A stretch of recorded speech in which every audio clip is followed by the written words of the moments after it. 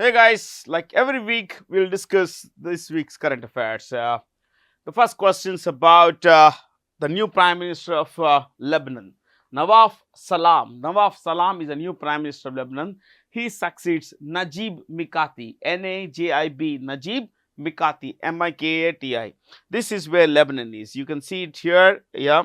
Uh, this is where Lebanon is. I think it's white. So I'll use red when it comes to maps and or maybe backgrounds that do not gel well with the background. Okay, this is Lebanon, and you would know that right below that is Israel. This is Israel there, Palestine of course, and its larger neighbor is Syria here, and down south basically there is Israel. Now, ladies and gentlemen, Lebanon is a very tiny country. It's about 10,400 square kilometers. So, little over 10,000 square kilometers. The population is about 55 lakh. It's about 68% of the country's population. That is about 2/3 of the country's population is Muslim. Okay, the rest is Christian, and of course, there is a substantial minority of the Druze community as well. But that's about it. Now, Beirut at one time was known as the Paris of the East. What was that? Paris of the East, Venice of the East, a lot of nicknames and all. It was a very cosmopolitan place, and if you watch movies like Beirut, I suggest you watch a film called Beirut, Beirut. It's about a kidnapping drama and all that. It's a truly insightful movie. It will give you an insight into how things work in this part of the world. There is this movie called Body of Lies, Lies, starring Leonardo DiCaprio and of course the great Russell Crowe. It's about spying in this part of the world. It's based in Beirut. Watch this movie, great fun. Lebanon, Jerusalem, Jordan are the focus of that movie. So this is about this part of the world. I am fascinated with maps, my friends. I love maps.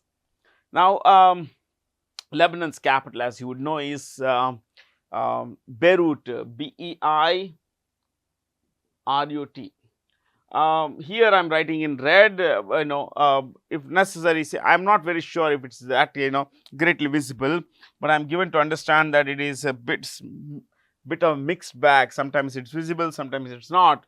Iraq's prime minister, the capital is Baghdad, Baghdad, and the prime minister is a guy called Mohammed Shia al-Sudani. Mohammed Shia al-Sudani, al-Sudani, Al-Sudani, al-Sudani. Okay. So we have Syria, which is here. The capital is Damascus, Damascus. This is one of my country. This is a kind of country that I love discussing. Yeah, Syria's new head is a guy called Ahmed al-Shara. Ahmed al-Shara. Okay, so he is the head of a militant group called HTS, Hayat Tahrir al-Sham. Ahmed al-Shara is the new chief of Syria. And Yemen, this is down south is Yemen, of course, right below Saudi Arabia. There is it's a disputed, presidency that Rashad al-Alimi has. Rashad, R-A-S-H-A-D. Rashad al-Alimi is a Sunni politician in a predominantly in a country that's predominantly controlled by the Shia Houthi militant group. The capital of Yemen would be Sana'a, S-A-N-A-A.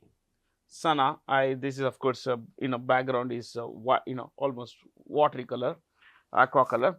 Oman, Muscat, M-U-S-C-A-T. It's a monarchy. The Raja here is a guy called Haytham bin Tariq Al Sayed. Relax. Haytham, H-A-I-T-H-A-M. Okay. So they have Lebanon is in a very bad shape. Economically, it's doing pretty badly. Inflation is sky high. The economy is stagnated. It's on the verge of defaulting on its sovereign payments, that is, sovereign loans and all that stuff. They don't have enough money, my friends. Okay. So let me take you to the next one. Who recently set the record as a player with the most number of singles matches played in Grand Slam tennis? Ladies and gentlemen, Novak Djokovic has been playing since 2003, but since 2008 he has been right at the very top, and he has won 24 Grand Slam tournaments. 24 Grand Slam. Now 24 Grand Slam, what are Grand Slam events? There are 4 Grand Slam events, the highest tennis events. This would be starting with Australian Open, that's ongoing right now in Australia. So we have Australian Open followed by the French Open, then we have this what is this, Wimbledon, which is a grassy event of course, and in the end we have the US Open sometime in September. So this guy has won 24 Grand Slam events, including 10 Australian Open events. That's a phenomenal thing, my friends. And he has had the world #1 ranking for a record 428 weeks or so. Again, another record. Djokovic, he belongs to Serbia, SERBIA, Serbia. But the current world #1 is the Italian Jannik Sinner. The current world #1 is Sinner. Okay. So you could say Sinner is a world #1. I know it sounds very weird, but then that's how it is. So let's go to the next one. The Indian Army Day is always celebrated on 15th January. 15th January. Why on 15th January? Because on this day in 1949, Lieutenant General Kodanda K.M. Kariappa, who was the Lieutenant General of the Indian Army, took over from the British general named Francis Roy Butcher. So ladies and gentlemen, K.M. Kariappa was the first general of the Indian Army, first Indian Army general of the Indian Army. Okay, first general of the Indian Army. We are talking of the Indians basically. First Indian to become the general of the Indian Army, the head of the Indian Army.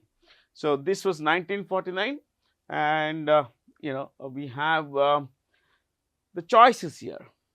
January 24th. January 24th would be today. Today is the National Girl Child Day. What is it? The National Girl Child Day. So this is being recorded on 24th January. Okay. So National Girl Child Day. January 11th is I think the death day of Lal Bahadur Shastri. On this day, 1966, the great Lal Bahadur Shastri died. Okay. January 10th, of course, is Rashtriya Hindi Divas or World Hindi Divas. It's also called the World Hindi Divas. January 9th is Pravasi Bharatiya Divas. What is it? Pravasi Bharatiya Divas. On this day, in 1915, Mahatma Gandhi came back to India from South Africa. So, let me clear this. Name the president of Singapore who arrived in New Delhi on a 5-day bilateral visit. Ladies and gentlemen, this is where Singapore is. Okay, this is where Singapore is, and you see, this is the tip of the Malaysian Peninsula. So this is it. Okay, this is where you would find. I just wanted the context. Thailand, come down, further down you would have Malaysia. This is called Peninsular Malaysia. Then another part of Malaysia is Eastern Malaysia. This is Eastern Malaysia or East Malaysia. Okay. Now there is a tiny country here. You can see that there is a tiny country, and this tiny country is Brunei. This tiny country is Brunei. This one. This is all Indonesia, of course, and Singapore's president is Tharman Shanmugaratnam. This is Tharman Shanmugaratnam. What are the choices here? Wavel Ramkalawan is the president of Seychelles. President of Seychelles.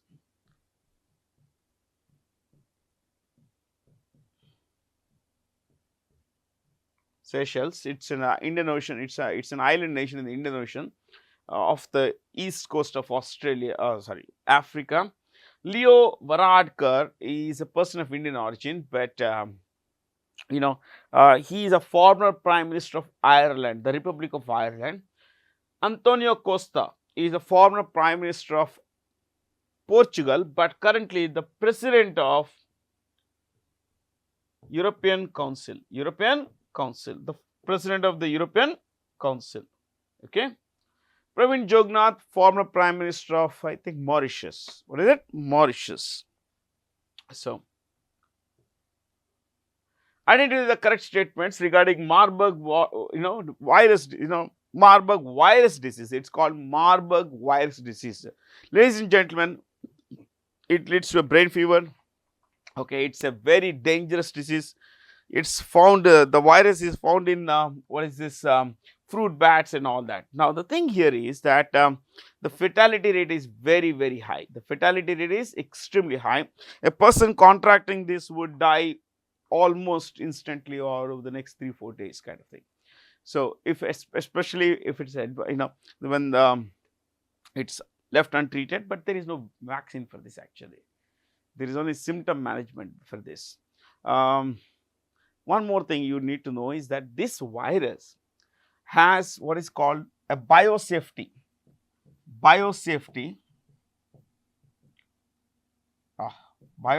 level 4 containment equivalent. Look, what does it mean? It's the highest form of biosafety, my friends. It means if this is, this is let escape or it escapes, it could spread to a devastating pandemic all over the world. So, this is an extremely dangerous disease. It's like the Ebola, yeah, both of which we don't have vaccine, of course. So, biosafety level 4 containment protocols are put in place for this particular, to contain this particular disease. And Tanzania, as you know, is in Africa. Okay. Which Indian city is hosting the Coco World Cup 2025? It's in New Delhi, my friends, ladies and gentlemen. New Delhi is where this World Cup is happening, and both the men's and women's events were won by India. Both were won by India, and one more thing, my friends, is that in both the cases, the runner-up was Nepal. Yes, in both men's and women's tournaments categories, the winner was India, the runner-up was Nepal. And the thing is, while this year's World Cup is being hosted by India, in 2026-27, it will be hosted by the English city of Birmingham. What is it? Birmingham. So, I'll write in red, Birmingham here, Birmingham. This is the English city of Birmingham. Okay. So, that's World Cup 2026-27. From here, we go to the next one. Which Indian was honored with the Honorary Citizen Award by the Singapore President Tharman Shanmugaratnam for his contributions to India-Singapore relations? This is Tarun Das. He is a former Director General of the Confederation of Indian Industry, one of the most powerful industry lobbying bodies that we have. So, what are the choices here? Sunil Kant Munjal is he's a founder of Brij Mohan Munjal University, and he is also one of the, he sits on the board of Hero Enterprises. The Munjal family started Hero Group, Munjal, M-U-N-J-L. Uday Kotak, the chairperson of Kotak Mahindra Bank. Sanjeev Bajaj is the Managing Director and CEO of Bajaj Finserv. S. Gopal Krishnan is ex director of director of Tata Sons. Now, recently there was this cricket match between India and Ireland, T20 women's tournament, and in this bilateral series, India thrashed Ireland 3-0. India won all the matches. But one of the matches saw, a margin of 304 runs. India scored 435 runs. India scored 435 for 5 in 20 overs. Okay, in 20 overs. I think the Irish scored 331 all out, of course. You know, I would say 10. It's all out actually. Yeah, the same. Think about it. And the winner, while India won the tournament, India won the series, and India won this match as well. The thing here is, ladies and gentlemen, there was this Pratika Rawal, who won Player of the Series award. She scored 152, 154 in this match. 154 in this match. Okay, she's both the player of the tournament as well as player of the player of the tournament and player of this match as well. Right. Startup in India initiative has Startup India initiative completed 9 years recently, and ladies and gentlemen, as of today, the basic agenda behind this is all these are correct. India has the second largest, third largest startup ecosystem in the world. China has the biggest, second is United States, India is the third. Now, what you need to understand is that some rankings will give you that United States has the largest startup ecosystem, but most rankings will put China ahead of the US. Let's look at India, third one. We enjoy the third rank. Now, why was this entire initiative pushed by the government of India? Primarily to turn this country, as the website says, Startup India website says, to turn India into a country of job creators and not job seekers. That's the idea behind this. So, we have a large population that is seeking employment, but the agenda, the objective behind launching Startup India 9 years back was this, that we turn into a country of job creators and not job seekers. From there, let's go to this. Recently, Prime Minister Modi had launched 3 particular Indian Navy ship vessels, and what are these 3? All of them. INS Nilgiri is it's a stealth guided missile frigate. It's a stealth guided missile frigate. This is a submarine. Wakshir is a submarine. It's a submarine. And Surat is a stealth guided missile destroyer. Essentially, these are ships that help, safeguard our nation. The chief of the Indian Navy is Admiral Dinesh Tripathi. India became the the 4th country to successfully launch and successfully achieve the docking of 2 separate spacecraft. So what exactly happened is we launched one particular abroad PSLV C40, because I watched all the videos on the ISRO website concerning this. Before I come down to this kind of a session, I actually do the homework. If there is a video, I actually went to ISRO website, like I went to Startup India website. Okay, so I went to this website and I found there is a dedicated page to SpaceX, and the best part, my friends, is that they have a series of videos and how they assembled those 2 spacecraft, the entire PSLV C60 and all that. There is a very good 4.5 minute video, and then there is a 1 minute 20-second video on I think a little over a minute video on basically after the liftoff what happened basically up there. There are, because we get these images from the onboard camera. We launched this. The idea is that this spacecraft, tiny small spacecraft, were sent out, and slowly they were brought together and there was a docking. Now this is very important because we plan to build a space station, international space station, that would be called Bharatiya Antariksha Station, like the International Space Station, which is the handiwork of a collaboration between the US and about I think 11 to 14 other countries. But we plan to launch our own, so that we could build, we could not, these are not just technology demonstrators, they also tell the world that we have, we are right up there at the top. Now, while we have become the fourth country to be able to achieve, docking, spacecraft docking and all, what are the three?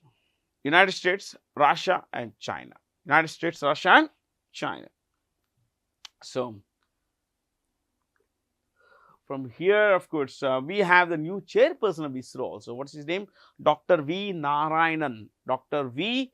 Narayanan. So, ladies and gentlemen, another question on space. Which space startup has successfully launched India's first private sector satellite constellation called Firefly? Firefly. This is Pixel. Pixel is one of the most valued space startups, not just in India, the world over. So, this was started by two persons, Awais Ahmed, who is also the CEO, Awais Ahmed, and then we have Kshitij Khandelwal. Kshitij Khandelwal. Kshitij Khandelwal. Okay. So, these two, he is a chief technology officer, and they launched their first satellite named Shakuntala. I think it's named after the great mathematician Shakuntala Devi, the human computer. And they also plan to see, they are now launching small satellite constellations, Firefly. Fireflies, they come in a large number basically. And after this, they are going to launch another satellite constellation, small group of large number of, large number of small satellites. Okay. The third would be called, I think, honeybees. Honeybees. So, that's about it. These are all private, spacecraft, space companies in India. Let's go to the next one, ladies and gentlemen. Which institution or group has published a Global Cyber Security Outlook 2025 in collaboration with Accenture? Accenture is an IT consulting giant. This company is headed by Julie Sweet. That's the CEO's name. Julie Sweet. Okay. Julie Sweet, and from there you could look at these choices. As you know, the answer is World Economic Forum. This was started by, a guy called Klaus Schwab. Klaus Schwab. Klaus Schwab. He started this in 1971, and it's not just a it's not a government organization. People call it a not-for-profit organization, but it makes a lot of profit. Okay. Every year, its annual meet takes place in a place called Davos. What is it? Davos in Switzerland. So, right now it's happening. Davos annual meeting is happening in this place, and this is where CEOs, global leaders, thinkers, influencers, not YouTube influencers, political, ideologues, idea influencers, they all come down to thrash out ideas. Nothing is binding. Okay. Now, look at the choices here. We are quite familiar with the International Monetary Fund, the World Bank. Let me bring in World Trade Organization. This is headquartered in Geneva. This is headquartered in Geneva, which, as you know, is in Switzerland, and it's headed by the Nigerian trade diplomat Ngozi Okonjo-Iweala. Okonjo-Iweala. Okay. Ngozi Okonjo-Iweala is from Nigeria. She is the first woman Director General and first woman and first African to become the Director General of the World Trade Organization. It has 166 members. 166 members. Now, one more organization we could discuss is the World Intellectual Property Organization. This is also headquartered in Geneva, okay, and it's headed by a Singaporean called Darren Tang. Darren Tang, T-A-N-G. He is from Singapore.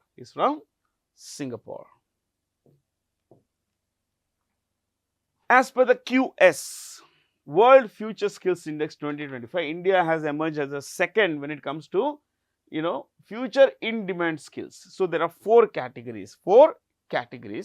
Okay, let me use red here slightly because it's all white background. So these are the four.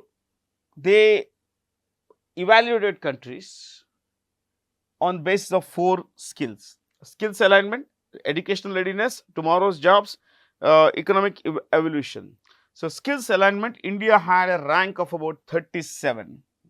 Okay, in educational readiness 26, this is 2, economic evolution 40. These are the ranks. Okay.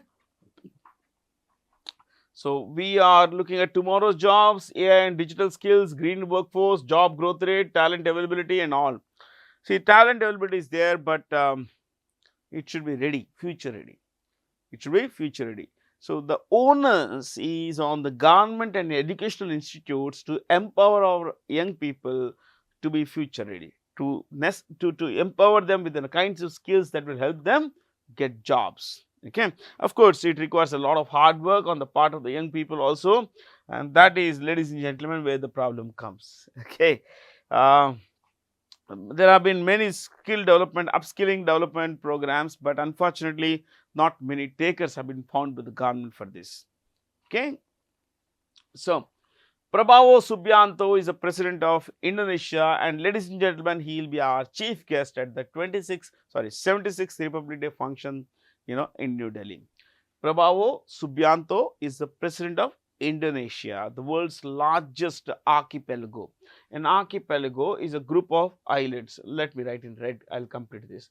Archipelago, or a group of islands.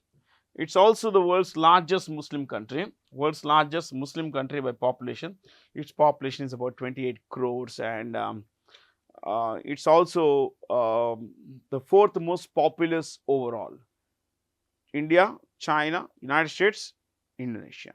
Okay. We discussed these choices. Did we discuss Singapore? Yes, we did. So let's look at Malaysia. Anwar Ibrahim is the Prime Minister of Malaysia. Singapore, Tharman Shanmugaratnam, but Prime Minister is Lawrence Wong. Lawrence Wong is the Prime Minister of Singapore. I spelled in full because it's a difficult name to, write actually. Thailand's Prime Minister is Shreta.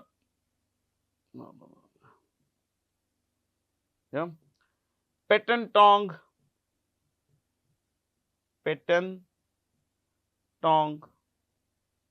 Shinawatra.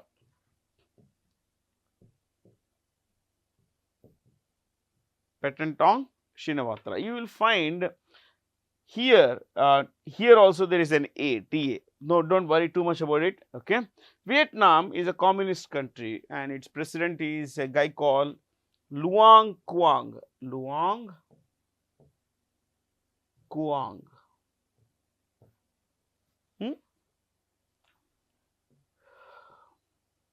From there, which Indian nuclear entities have been removed from the export control list by the US? Now, these sanctions against these entities were imposed in 1998 after India tested nuclear bombs to Operation Shakti. Ladies and gentlemen, this was the second time India had tested nuclear bombs. The first time was in 1974 as part of what is called Operation Buddha, Smiling Buddha. But the second time we did was in 1998, and at the time the Americans imposed sanctions, but we didn't really become wobbly. We didn't wobble because these guys were imposing sanctions. Finally, they have done away with all the sanctions now. Why? Because it's all money. Okay, the Americans can sell nuclear technology to us. That's a bait. See, they know that if they don't, Russia will, France will, Germany will, Japan will. So everyone else is selling to us except the Americans. So the Americans said, we may as well do what the others are doing. Okay, the sanctions are not impacting India negatively, because see, sanctions, the main agenda behind sanctions is to to discourage, impact the country so much that it sees that the negatives outweigh the positives. But in India, it's India, so we have realized that we have much more to gain by being independent than hang on to the coattails of the US. So what is the American? This is from the American website, okay, American Bureau of Industry Standards website. The removals aim to support US foreign policy objectives by reducing barriers to advanced energy cooperation, read sanctions, okay, including what? Joint research and development. Now they say that we could, Indians and us could sit together, build R&D networks and all that. So look, it's all money. It's all money. Read economics in all of this. Nothing else. It's all money. Nobody cares about, we don't care about them, and I'm sure that they also don't care about us. The term of the current 7th Pay Commission is going to expire next year. See, Pay Commission is a body that comes up with these recommendations concerning the salary structures and work allocation, everything, especially with salary, details, salary structures and all that. Recently, the Government of India has come up with, in fact, a couple of days, in the last week, the Government of India had come up with the idea of the 8th Pay Commission. They said that we are going to set this up, and 2 years hence, the employees, the government employees, little over 50 lakh government employees and 64 lakh pensioners, they will all receive new pays, okay, as recommended by the 8th Pay Commission. Who is going to head the Pay Commission? 8th Pay Commission, not yet been announced, okay. With which company did the Defense Ministry sign a contract worth nearly 3,000 crore for the supply of medium-range surface-to-air missiles? Now, we have surface-to-air missiles like Akash, Trishul and all that. So, which company is building them? Bharat Dynamics Limited. Bharat Dynamics Limited, my friends, is headed by Commodore, who is of course retired, okay, Commodore A. Madhav Rao. A. Madhav Rao. A. Madhav Rao, one word. HAL does not have any full-time CEO now. No full-time CEO or chief right now, for now basically, okay. The choices here don't matter. If you look at, I mentioned Akash and Trishul as surface-to-air missiles, Prithvi is surface-to-surface missile, Nag is an anti-tank missile, Agni is both an IRBM, intermediate range ballistic missile, and ICBM, intercontinental ballistic missile, depending on, of course, the range it has, the version that we are discussing. So here, indeed, it's World Economic Outlook report, which institution has written India's growth forecast at 6.5%. It's IMF. Look, again, this is conjecture. Guess, like I always been maintaining, in all of my sessions, that these are all guesses. The numbers are built on certain parameters they use to project, the growth in the future. So we don't know whether it's going to work or not, but they say that India's economy is likely to grow at 6.5%. Like in the first half of this, of the current financial year, India's economy grew at 6%. How? Q1 grew at Q1, let's say April, May, June, we grew at 6.7%, and Q2 we grew at 5.4%. So we have come to basically about 6%. That's the growth. But the RBI and the Finance Ministry say that the second half of this financial year, starting October, ending in March, is likely to see higher growth rate. So we are looking at 6.5 to 6.6, 6.7% growth. Is it likely to be around? I don't know. We don't know. No one knows actually. Okay. So these are all guesses. They're all guesses. We've been discussing, I told you, past World Trade Organization we just discussed. World Bank and IMF will not discuss. ADB, Asian Development Bank, it's headquartered in Manila, which is the capital of Philippines, and it is headed by Masatsugu Asakawa. What is this? Masatsugu Asakawa. Okay? Masatsugu Asakawa. Okay, that is from Japan. Asian Infrastructure Investment Bank. Asian Infrastructure Investment Bank is headed by Jin Likan. He is a Chinese guy. Jin Likan. LIQUN, Jinliqun of China. Okay, it's headquartered in Beijing. Who among the following has recently been honored with the 2024 Major Dhyan Chand Khel Ratna Award? This, ladies and gentlemen, is India's highest sports award for individual excellence. Okay, so all four of them: Dommaraju Gukesh, chess; Harmanpreet Singh, captain of the Indian hockey team. Of course, Gukesh, you know, is a current world chess champion, classical chess. Harmanpreet Singh is captain of the Indian hockey team, men's hockey team. Praveen Kumar, gold medalist at the Paralympics Paris. He is a high jumper. Manu Bhakar, shooter, double medalist at bronze medalist at the Paris Olympics. So all of them have been bestowed with the highest sporting award of India, Major Dhyan Chand Khel Ratna Award. And as you would know, Major Dhyan Chand was, is nicknamed the Hockey Wizard. Hockey Wizard. So which company has signed a 32,000 crore loan agreement with an SBI-led consortium, to finance the expansion of its refinery and a new petrochemical complex in Bina, Madhya Pradesh. Bina is in Madhya Pradesh. It is BPCL, Bharat Petroleum Corporation Limited. Okay, ladies and gentlemen, this is headed by G. Krishna Kumar. GKK, one word. Krishna Kumar is one word. G. Krishna Kumar. Indian Oil Corporation, India's largest public sector company. This is headed by A.S. Sahani. A.S. Sahani. Gas Authority of India Limited, Sandeep Kumar Gupta. Sandeep Kumar Gupta. Sandeep Kumar Gupta, CEO, Chairman, CEO, Chairman, Managing Director, they usually have. Oil and Natural Gas Commission, Arun Kumar Singh. Arun Kumar Singh. Okay, yeah. I think we covered pretty much all of them. Reliance Industries, you would know, is Mukesh Ambani. This is what we mentioned in the previous session, that I would discuss gold, why people are fascinated with gold, and the answers highlighted, World Gold Council and all. The top 3 producers of gold would be, ladies and gentlemen, first I will discuss top 3 producers of gold. Okay, the top 3 producers are China, world number 1, highest producer of gold. Number 2, Russia. 3, Australia. So these are the top 3 producers of gold in the world. Okay. Now, the country that has the highest gold reserves is the United States. It has 8,133 tons. Yes. Okay.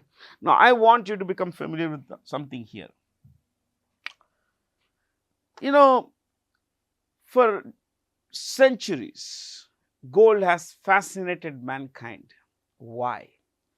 See, gold has the golden color. Now, you may wonder, yes, of course, golden color. But if you look at every other metal, it has more or less silver color, except for copper. Every other metal, has silver color. So gold is golden color. Why did we choose gold? Why not, let's say, rare earths? Let's look at this. Rare earths, like lutetium, like lanthanum, these are very rare. A currency cannot be very rare. Okay, so they can be ruled out because they are very scarce. Fair. Now let's look at uranium. Let's look at radioactive materials like uranium, plutonium. They are all cancerous. So you can't put uranium in your pocket and go around. You look at something like alkaline materials, lithium, potassium, sodium, I think.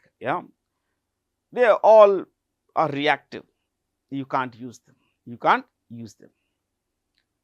Let's look at gases. Can you use gases? You can't use a gas. Basically, you can't. You take a bottle, basically, put some gas in this and say, go to a store and say, look, this is a gas. How will people know what gas is inside? You understand that? Because they are gases, they cannot be used as currency. Okay. Now let me take you further on this. What about iron? What about lead? Yes, both have been used for centuries. They have been used in different parts of the world. But think about it. They are not used today. After a few years of usage, they lost traction. People did not find iron, lead as appealing enough to be retained as currency. Okay, they corrode also. No? Iron corrodes. That's bad. What about copper? Copper corrodes when it comes in contact with sulfur in the air. So it's gone. Silver tarnishes. It turns black when it's exposed, isn't it, for a long time. So there are a lot of things that don't work for all of these things. What about liquids? Bromide. What about mercury? Poisonous. They're poisonous. So you can't use them. Yeah. So ladies and gentlemen, gold is the one that's more or less scarce but not very scarce. All the gold that has ever been mined, have been found and mined, MINED, is about 2.01 lakh tons. 2.01 lakh tons. That's it. Nothing more. It could be fit into a 25 meter cuboid. That's what people say. I'm not very certain about this. Yeah.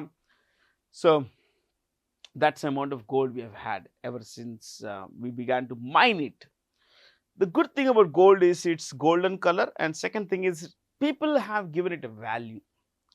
Look, it has no value if you believe it has no value. Slider. You call it a slider because you call it a slider. I call it a slider because the society calls it a slider. This is white. We call it white. If we had called it black in the very beginning, it would have been called black now. That's how it is. Please understand this. Okay. We have given names. We have given values. Now let me take you further on this. You go to, let's say, an uncontacted tribe in the Andaman Nicobar Islands, the Sentinelese people, or the people, uncontacted people in the depths of Amazon forest. You offer them gold, will they take it? You tell them, hey man, this is gold, it's the thing. You can sell it to anyone, you can exchange it for anything you want. They don't want it because they don't know what it is. They don't know the value, the perceived value, the real value of gold. Gold has value because you have given it a value. To those, look at a child. Look at a child. You put a bar of 1 kg gold here, okay, 1 kg gold here, and let's say a toy here on the other side, okay. You are on the other side of this wall. It's a glass wall. Let's say, and your voice it won't travel to this place. Your child, there is this simple game that I tell, if your child picks up the gold, whatever the child picks first will be the child's. What do you think the child will pick first? A 3-year-old. 1 bar of gold or a toy? For the child, the toy has value, but not gold. Gold is stable. Gold barely loses value, almost never loses value. In times of crisis, it's used as as ready money. And you don't require extraordinary understanding of science to sell gold. Anyone can buy gold, anyone can sell gold. Look at platinum. It has an extremely high melting point, about 1700 degrees Celsius. Gold is about 1064. So again, basic science comes to our help here. We need to understand that there are certain reasons why gold has been chosen. Okay. Is gold a good investment? Is a personal choice you make. I am not going to decide for you, but yes, historically it's been seen as a good source of investment. Yeah. So again, as I said, try to understand from a value perspective. Gold, does it have value? Well, if you give it value, it has value. Otherwise, it has no value. Okay. So that's all from me, Bharat Jain. Have a lot of fun. Thank you for being here. Thank you so much.